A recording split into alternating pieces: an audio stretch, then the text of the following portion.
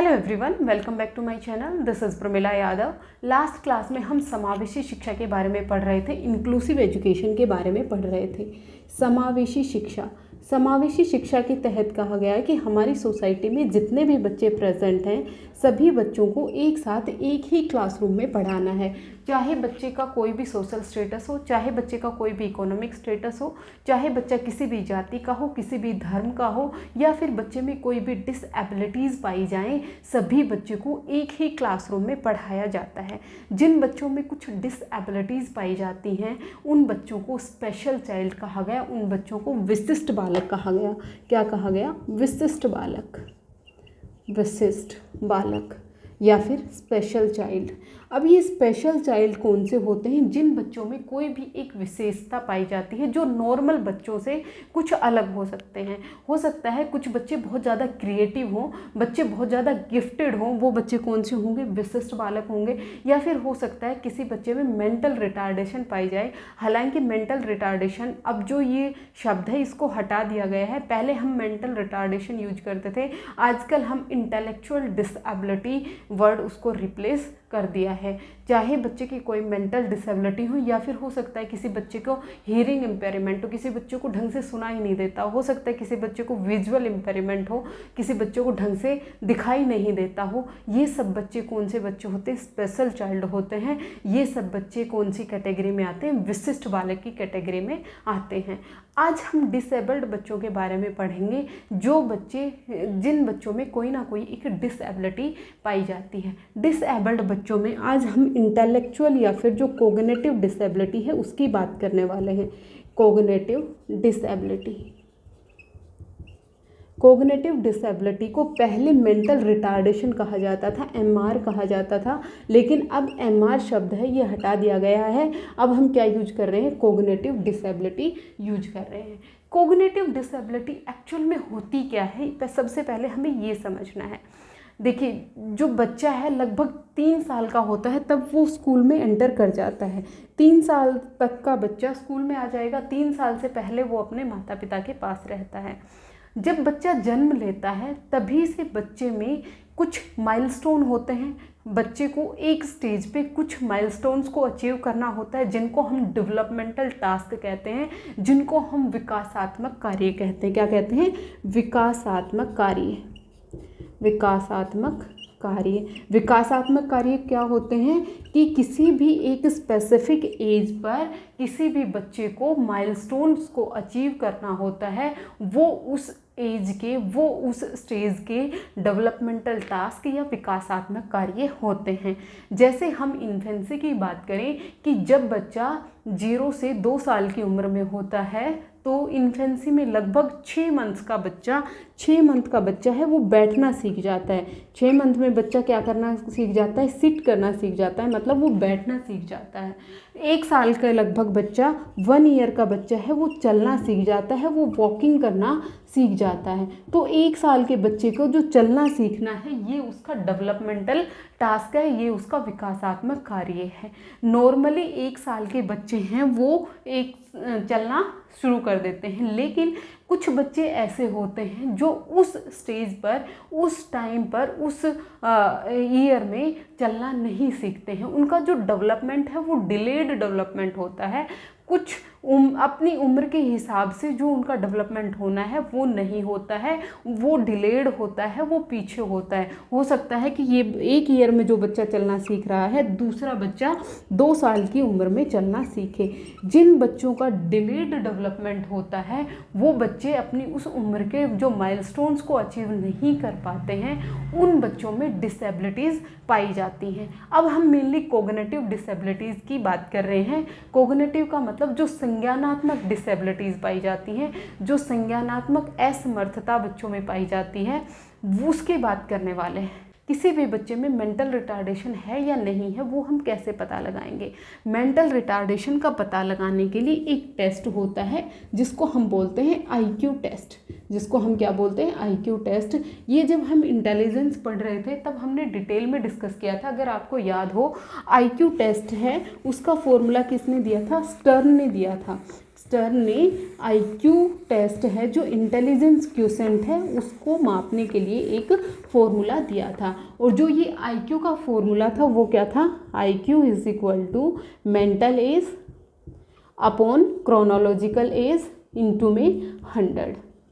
ये एक IQ test होता है जिससे हम ये पता लगा सकते हैं कि हमारा बच्चा एमआर मेंटली रिटार्डेड या इंटेलेक्चुअल डिसेबल्ड है या फिर नहीं है। जब आईक्यू टेस्ट हम करते हैं तो जो नॉर्मल बच्चे हैं, जो सामान्य बच्चे हैं, उनका जो आईक्यू माना गया है वो 90 से 110 के बीच में माना गया है। 90 से 110 के बीच में नॉर्मल बच्चों का आईक्यू माना गया है। जो बच्चे 70 से 90 के बीच में होते हैं इनको बॉर्डर लाइन माना गया है या फिर इनको क्या कहा गया है, डल कहा गया है। लेकिन जिन बच्चों का आईक्यू लेवल 70 से नीचे आएगा वो सभी बच्चे एमआर की कैटेगरी में आएंगे, वो सभी बच्चे इंटेलेक्चुअल डिसेबिलिटीज़ में आएंगे। आईडी आपसे पूछा जा सकता है आईडी क्या है, आईडी है इंटेलेक्चुअल डिसेबिलिटी। जिन भी बच्चों का आईक्यू लेवल है वो 70 से कम होगा वो सभी बच्चे इंटेलेक्चुअल डिसेबिलिटीज़ की कैटेगरी में आएंगे। देखिए हर एक बच्चे हैं वो एक ही तरह की उनमें डिसेबिलिटी नहीं पाई जाती है, एक ही लेवल की डिसेबिलिटी नहीं पाई जाती है। जो डिसेबिलिटी पाई जाती है वो 4 अलग अलग टाइप की, अलग अलग रेंज की पाई जाती है जो अभी हम डिस्कस करेंगे। तो जो मेंटल रिटार्डेशन का पता लगाने के लिए सबसे पहले तो हम आईक्यू टेस्ट कर सकते हैं। आईक्यू टेस्ट करने से पहले भी कुछ बच्चे जो बहुत ज़्यादा सीवियर उनमें मेंटल रिटार्डेशन होती है वो अपनी जो सोसाइटी है उसके साथ वो एडजस्ट नहीं कर पाते, वो दूसरों से बातचीत नहीं कर पाते, वो अपनी बात दूसरों के सामने नहीं रख पाते हैं। जो उनके बिहेवियर में जो एक्सप्रेस वो कर रहे हैं उनसे भी हम पता लगा सकते हैं कि कोई बच्चा इंटेलेक्चुअल डिसेबल्ड है या फिर वो नॉर्मल चाइल्ड है। जैसे जो मेंटल रिटार्डेड बच्चे होते हैं या फिर जो इंटेलेक्चुअल डिसेबल्ड बच्चे होते हैं वो खुद का काम भी खुद नहीं कर पाते हैं। जैसे वो अपनी बटन नहीं लगा सकते हैं, वो अपनी जिप नहीं लगा सकते हैं, खुद से वो खाना नहीं खा सकते हैं, अपनी चीज़ें वो खुद से नहीं कर पाते हैं। चाहे बच्चे उम्र के साथ कितने ही बड़े हो जाएं लेकिन उनका जो आईक्यू लेवल है, जो उनकी मेंटल एज है वो 1 से 2 साल के बच्चे जितने ही होती है। कुछ बच्चे ऐसे होते हैं जिनकी मेंटल रिटार्डेशन उनके बिहेवियर में हमें साफ साफ दिखाई देती है और अर्ली चाइल्डहुड में ही हमें दिखाई देने लग जाती है। लेकिन कुछ बच्चे ऐसे होते हैं जिनको डायग्नोस करने की ज़रूरत है, जिनको साइकेट्रिस्ट के पास ले जाने की ज़रूरत है, जिसको न्यूरोलॉजिस्ट के पास ले जाने की ज़रूरत है। ये हमें पता लगता है जब बच्चा स्कूल जाने लगता है। जब बच्चा स्कूल जाने लगता है तो वो एकेडमिक्स में पिछड़ने लगता है। जब वो एकेडमिक्स में पिछड़ता है तब हमें पता लगता है कि उस बच्चे में क्या है, मेंटल रिटार्डेशन है, उस बच्चे को अलग तरह से ट्रेनिंग की ज़रूरत है। तो सबसे पहले जब हम मेंटल रिटार्डेशन की बात करेंगे, इंटेलेक्चुअल डिसेबिलिटी की बात करेंगे तो हमें कैसे पता चलेगा, बच्चे में रीजनिंग की पावर नहीं पाई जाएगी, बच्चा प्रॉब्लम सॉल्विंग नहीं कर पाएगा, बच्चा कैलकुलेशन नहीं कर पाएगा, बच्चा अपने इन्वायरमेंट के साथ एडजस्ट नहीं हो पाएगा।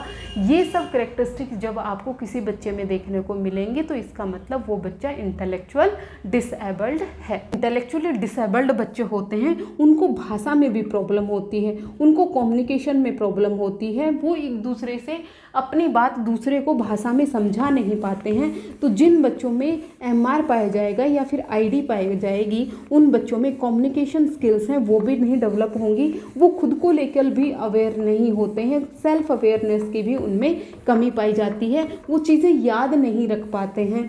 ये सब जो कमियां हैं वो किसके कारण होती हैं कि बच्चे में क्या है, मेंटल रिटार्डेशन है, बच्चे में इंटेलेक्चुअल डिसेबिलिटी पाई जा रही है। इंटेलेक्चुअल डिसेबिलिटी किसे कहा जाएगा, आईडी हम कहेंगे जिनका जो आईक्यू लेवल है वो एवरेज बच्चों से कम होगा, बिलो एवरेज होगा, मतलब 70 से नीचे जब आईक्यू लेवल होगा उन बच्चों को हम क्या कहेंगे, डिसेबल्ड बच्चे कहेंगे। ये जो डिसेबिलिटी है ये जन्म से ही पाई जाती है। ये कैसे पाई जाती है, जन्मजात होती है, जन्म से ही पाई जाती है। कई बार हमारे माइंड में एक सवाल आता है कि क्या आईक्यू बढ़ता है या फिर घटता है या फिर ये कांस्टेंट रहता है।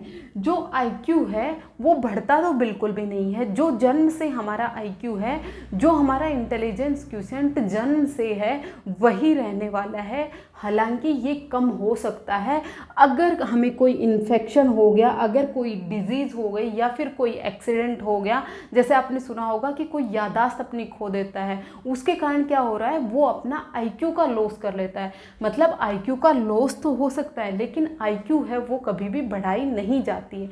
अगर IQ को हम बढ़ा नहीं सकते हैं तो फिर हम क्यों स्टडी कर रहे हैं मेंटल रिटार्डेड बच्चों की।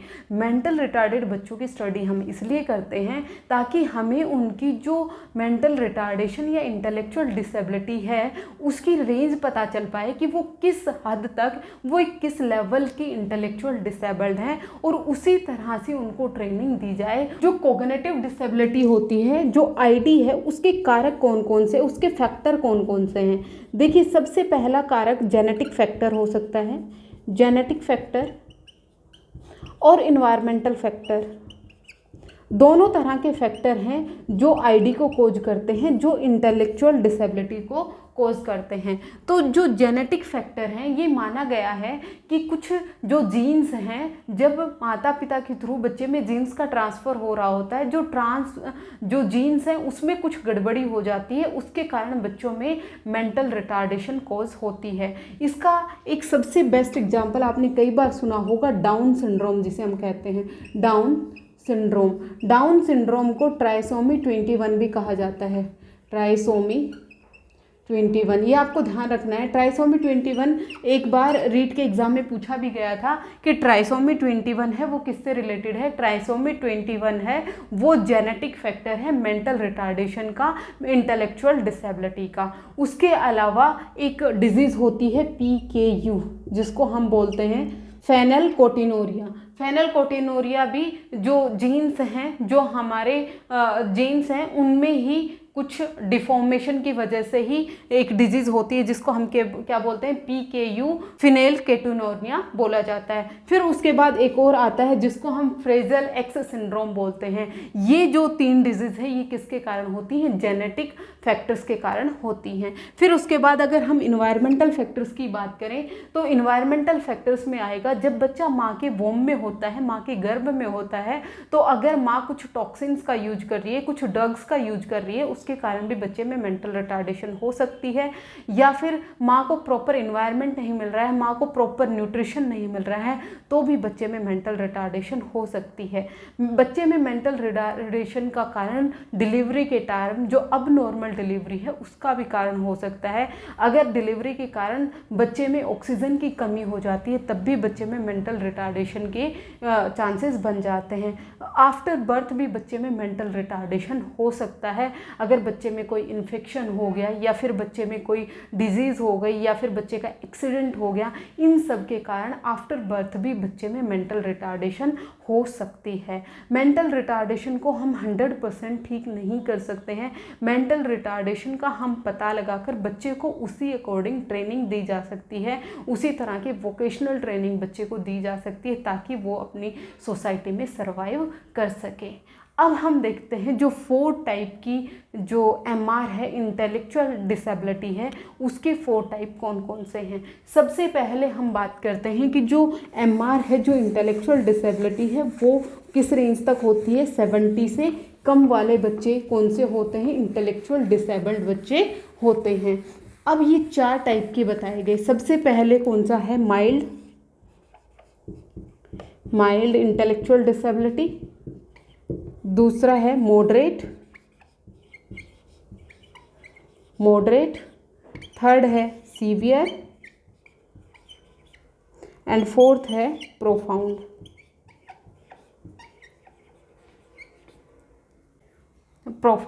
ये 4 टाइप की इंटेलेक्चुअल डिसेबिलिटी की बात की गई। अब ये IQ लेवल के बेस पर बताया गया है। जिन बच्चों का IQ लेवल 0 से 20 तक होगा उन बच्चों को कहा गया प्रोफाउंड इंटेलेक्चुअल डिसेबिलिटी। जिन बच्चों के IQ लेवल है 25 से 35 होगा वो सीवियर में आएंगे, और जिन बच्चों का 35 से 50 होगा वो बच्चे मॉडरेट में आएंगे, और जो 50 से 70 IQ होगा वो बच्चे माइल्ड इंटेलेक्चुअल डिसेबिलिटीज़ में आएंगे। इसको कई बार 50 से 70 या फिर 50 से 75 भी कह दिया जाता है। ये आप ऑप्शन के अकॉर्डिंग देख लीजिएगा। देखिए हर एक बच्चे में जो मेंटल रिटार्डेशन है, जो इंटेलेक्चुअल डिसेबिलिटी है, वो एक ही रेंज की नहीं होती, 4 रेंज में उसे डिवाइड किया गया है। सबसे पहले प्रोफाउंड इंटेलेक्चुअल डिसेबिलिटी उन बच्चों में होगी जिनका IQ लेवल 20 से कम होगा।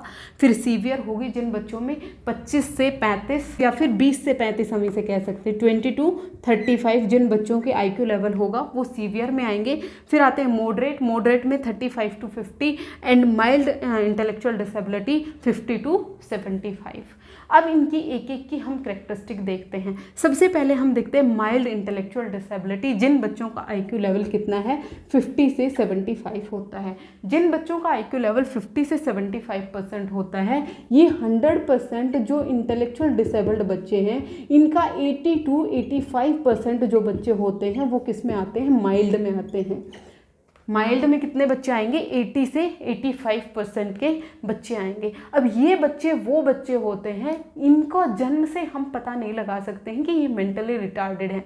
जब ये स्कूल में जाते हैं और स्कूल में भी जब ये अडोलेसेंस में पहुंच जाते हैं, अडोलेसेंस का क्या मतलब हुआ, जब ये 12 से 18 साल के बीच में होते हैं तब हमें इनकी डिसेबिलिटीज़ पता चलती हैं। जब हमें पता चलता है कि हमारा बच्चा है वो मेंटली रिटार्डेड बच्चा है।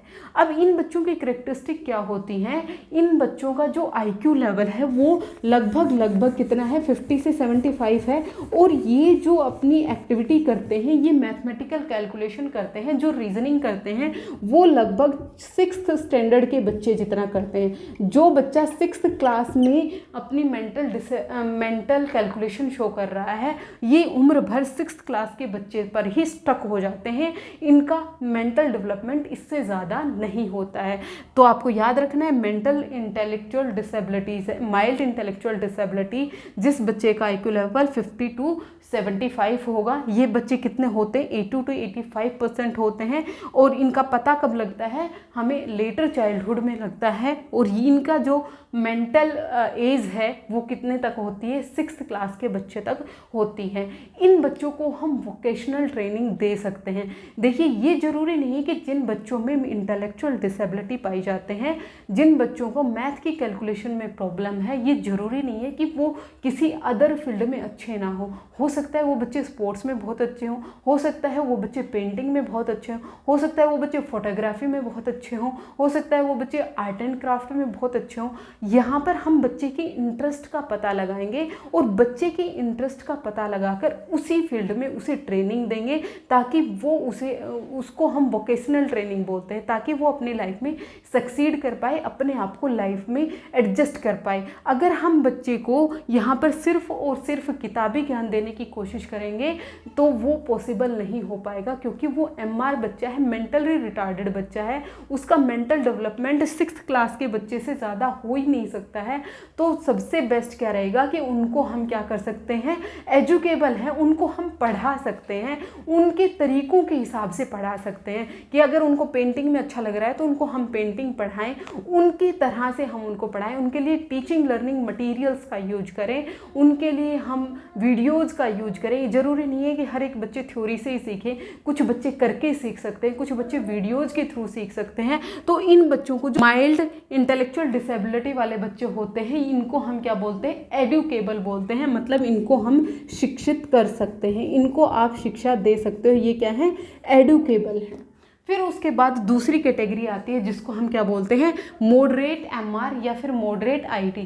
मॉडरेट IT वाले जो बच्चे होते हैं इनका जो IQ लेवल है वो कितना होता है, वो 35 से 50 तक होता है। कितना होता है, 35 से 50 तक। ये जो बच्चे होते हैं ये लगभग 2 से 3rd क्लास के स्टैंडर्ड तक होते हैं। 2 से 3rd स्टैंडर्ड के बच्चे जितना इनकी मेंटल एज होती है। इन बच्चों का कब पता चलता है, इन बच्चों का चाइल्डहुड में पता चलता है, चाइल्डहुड में पता चलता है। बाल्यावस्था में हम ये पता लगा लेते हैं कि इन बच्चों में कौन सी इन बच्चों में मॉडरेट इन बच्चों में मॉडरेट इंटेलेक्चुअल डिसेबिलिटी है। इन बच्चों को आप वोकेशनल ट्रेनिंग दे सकते हैं, इनको आप व्यावसायिक शिक्षा दे सकते हैं, व्यावसायिक प्रशिक्षण दे सकते हैं, किसी भी एक स्पेसिफिक व्यवसाय में इन बच्चों को आप ट्रेनिंग दे सकते हैं। इन बच्चों को बार बार जब आप कोई चीज़ें करके दिखाएंगे तो ये उनको सीख जाते हैं। जो मॉडरेट वाले बच्चे होते हैं इनमें जो कम्युनिकेशन स्किल है वो बहुत कम पाई जाती हैं, इनमें जो संचार है अपनी बात दूसरे को ये नहीं समझा पाते हैं। इन बच्चों को आप वोकेशनल ट्रेनिंग दे सकते हैं। फिर उसके बाद थर्ड आता है जिसको हम बोलते हैं सीवियर।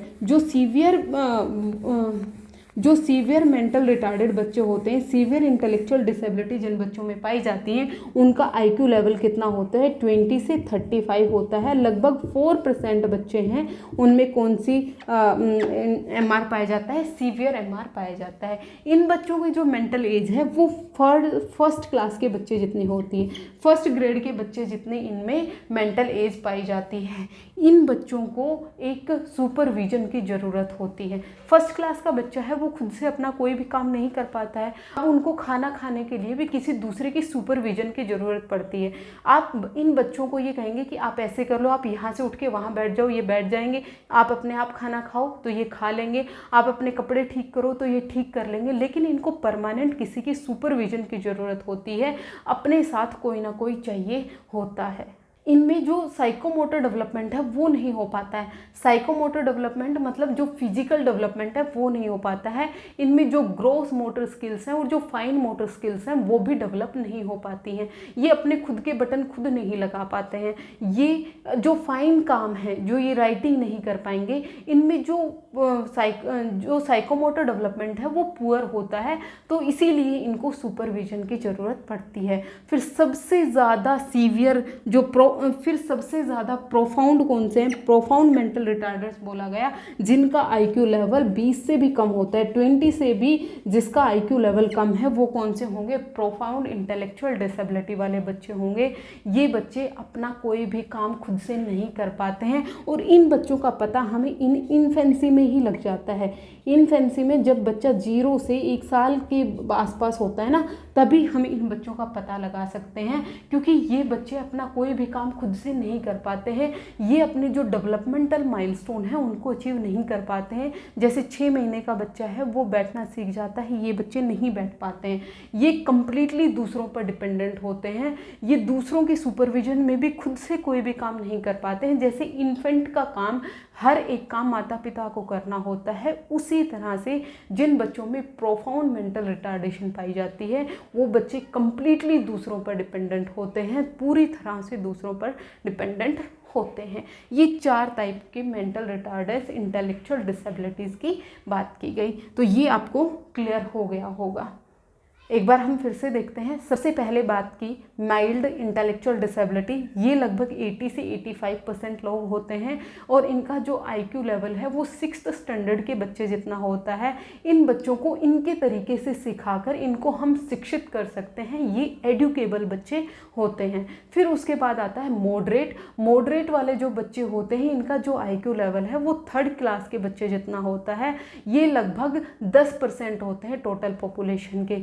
इन बच्चों की जो कम्युनिकेशन स्किल्स हैं वो कम पाई जाती हैं, लेकिन हो सकता है ये एकेडमिक्स में बहुत अच्छे ना हो, लेकिन ये किसी दूसरे फील्ड में बहुत अच्छे हो सकते हैं, तो इन बच्चों को हम वोकेशनल ट्रेनिंग दे सकते हैं। ये बच्चे ट्रेनेबल होते हैं, इनको आप ट्रेनिंग दे सकते हैं। फिर उसके बाद 3rd आते हैं जिनको हम बोलते हैं सीवियर मेंटल रिटार्डेड बच्चे, जिनकी जो आईक्यू लेवल है वो 20 से 35 तक होगा। ये बच्चे 100% दूसरे की सुपरविजन में होते हैं, दूसरों की मदद से ये अपना कोई काम कर सकते हैं। इनमें पुअर कम्युनिकेशन स्किल होते हैं, टोटल का ये 4% होते हैं और इनका आईक्यू लेवल है वो 1st ग्रेड के बच्चे जितना होता है। फिर उसके बाद सबसे लास्ट और सबसे जो प्रोफाउंड मेंटल रिटार्डेशन है वो जिनका आईक्यू लेवल 20 से कम होता है, ये पूरी तरह से दूसरों पर डिपेंडेंट होते हैं, ये अपना कोई भी काम नहीं कर पाते हैं।